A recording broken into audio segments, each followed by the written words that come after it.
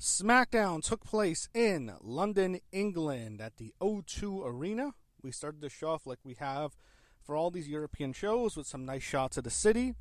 So we had Cody Rhodes kick off the show, fans sing a song, and they do the Cody Rhodes chant. Randy Orton comes out next. He gets a massive pop. Fans sing his song for a while. They love Randy. Randy in Europe, we know the deal. They love him.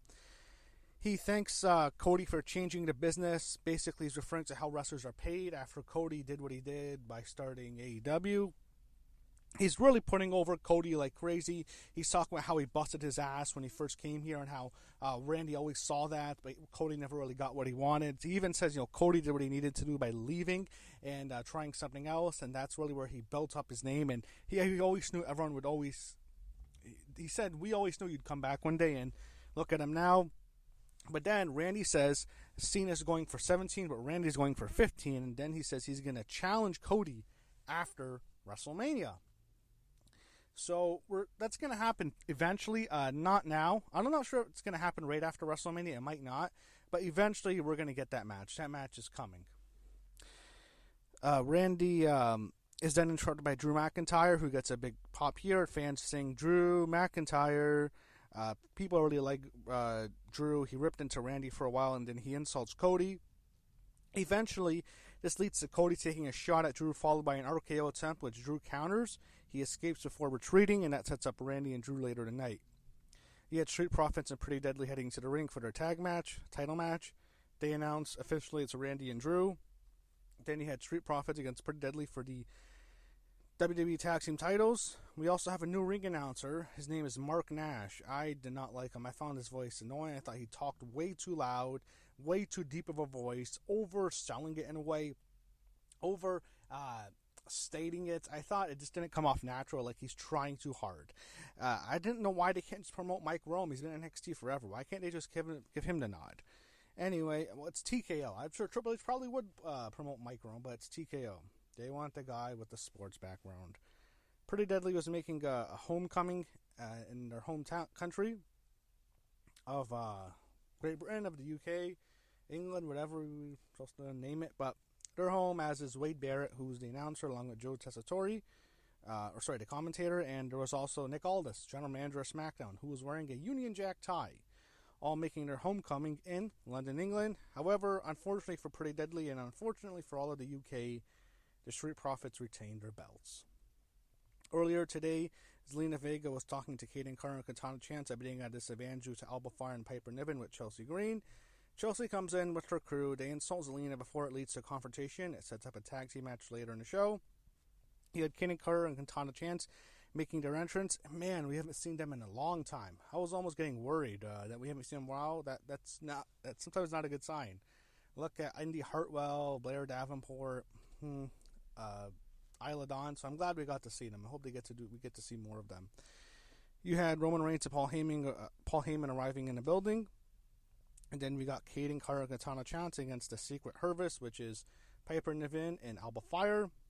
Chelsea Green got involved, helping her team win. After the match, they continued to beat them down. Zelina Vega tries to make the save. Low Zelina Vega, facing three women who are all a lot taller than her. She fights them off, but then eventually numbers game gets to her, and she gets laid out by Chelsea, and then she takes Piper Niven's finisher, so crushes Zelina. They all beat her down, and Chelsea's team stands tall. I'm not sure what she's going to do at WrestleMania. I'm not sure if it's going to be her and Zelina. I don't think that's really a WrestleMania match. Maybe WrestleMania SmackDown, unfortunately for them. But I think Chelsea Green will get a spot at WrestleMania. You'll see her in a segment at least.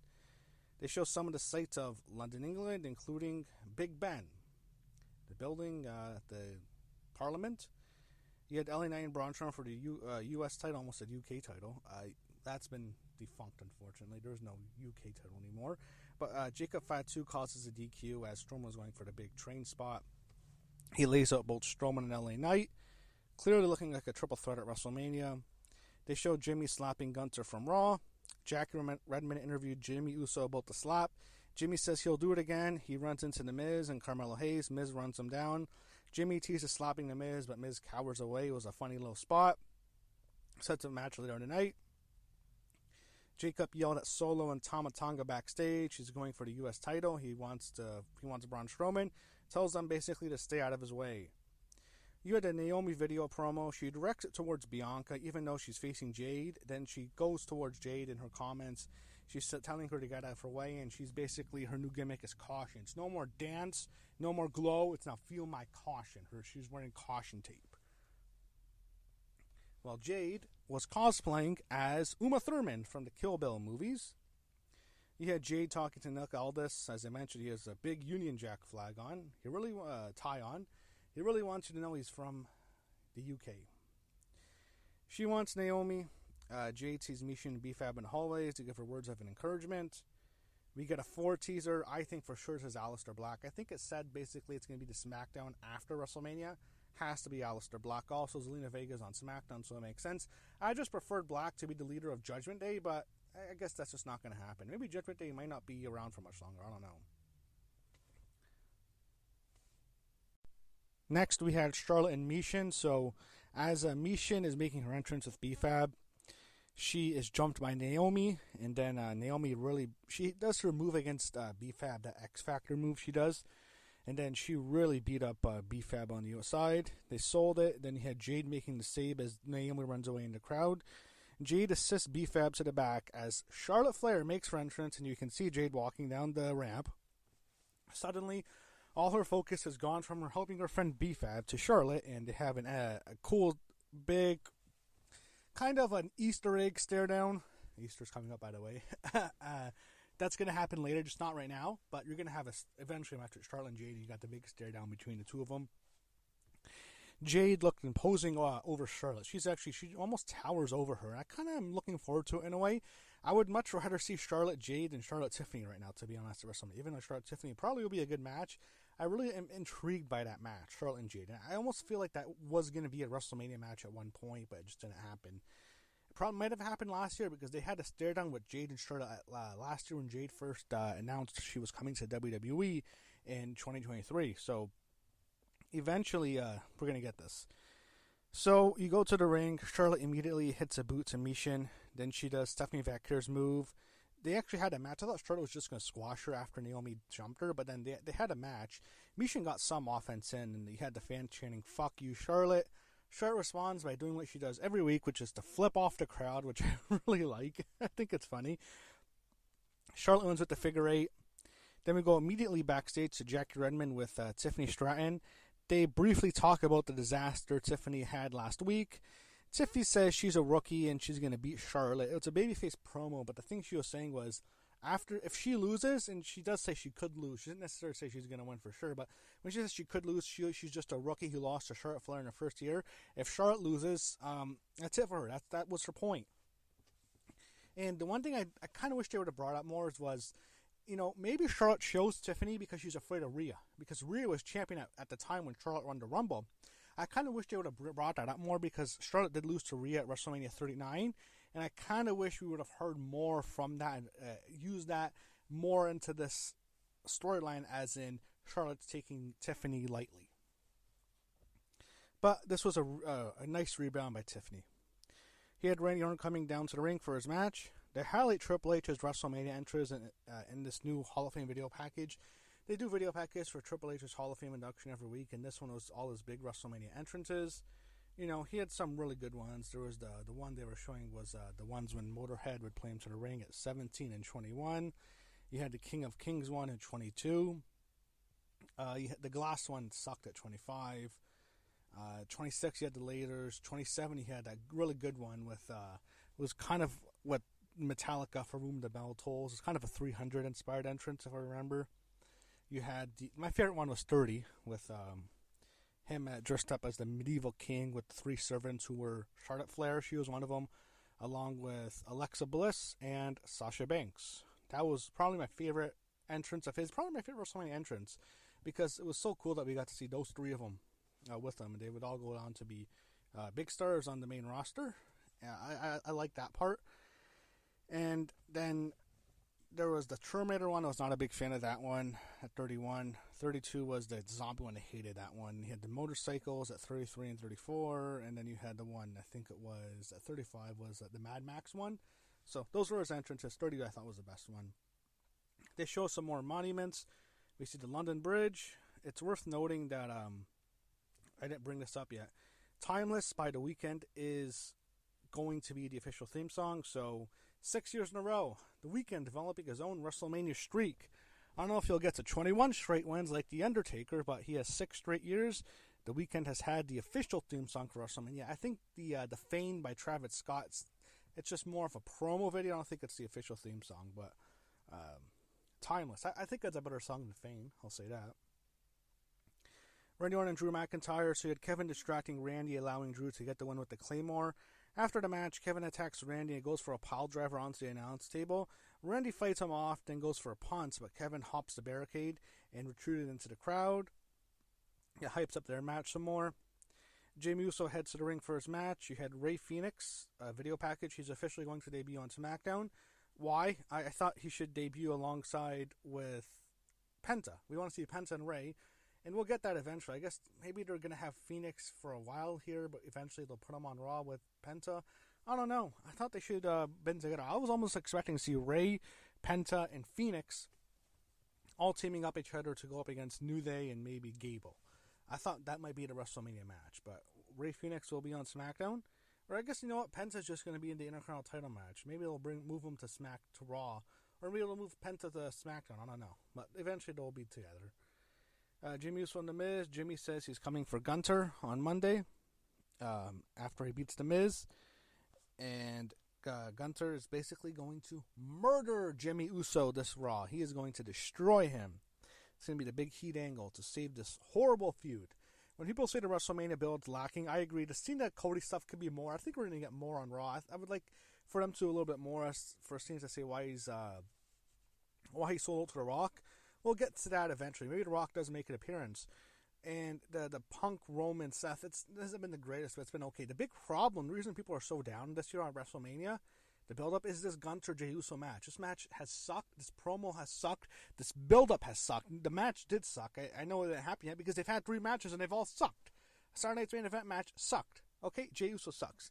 Anyway, they're going to get a boost on Raw. If that doesn't work, nothing's going to save this fucking program.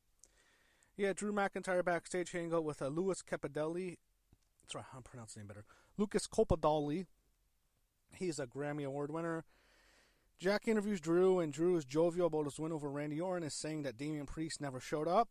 However, Drew McIntyre then pushes open the door to the parking lot, and he's met by Damian Priest, who attacks him. He beats him up. He smashes Drew into the trunk of the convertible that was parked randomly in the parking lot with a guy in it who was ready to leave. Driver gets out, so Priest grabs the driver by the throat and gives him a double arm chokeslam through a table, which was awesome.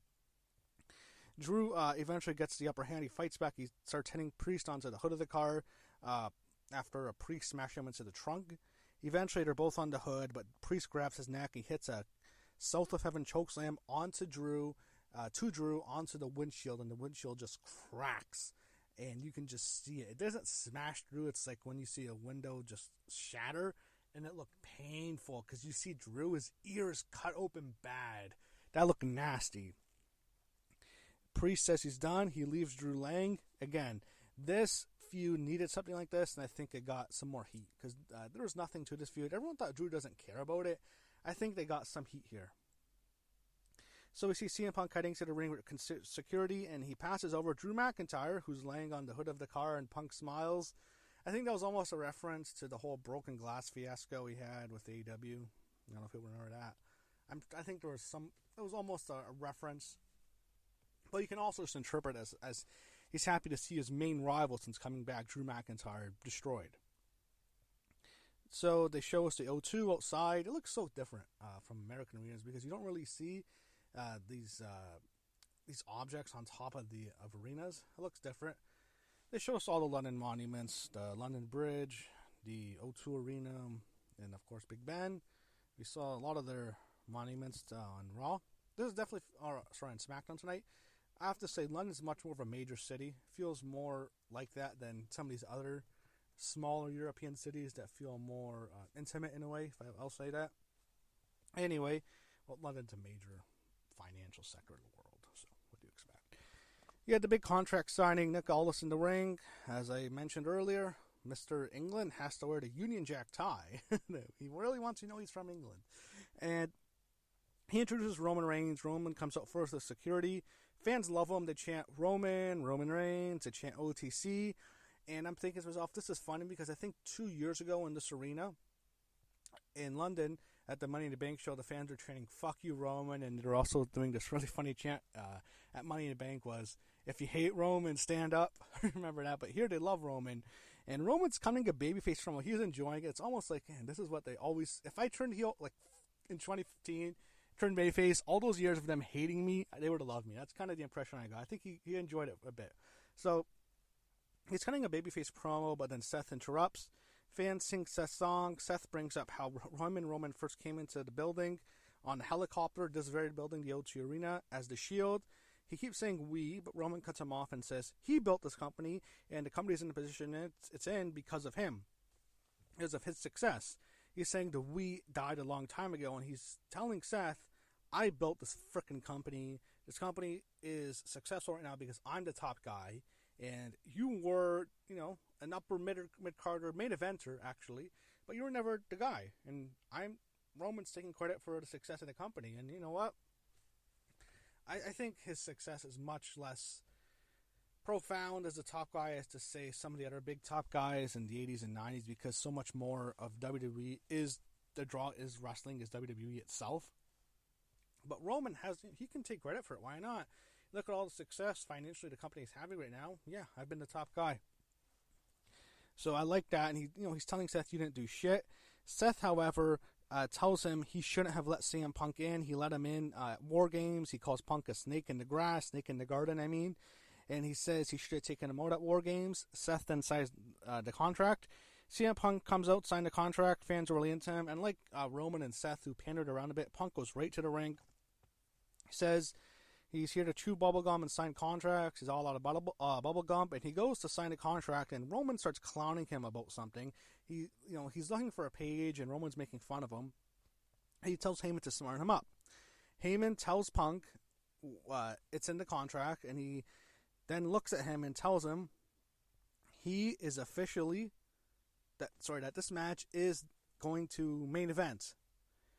And then he tells Punk to his face, you are a WrestleMania main eventer. That was great. Punk got emotional here. Heyman consoled him. He kissed him on the head. Punk is incredibly emotional. This was a great segment.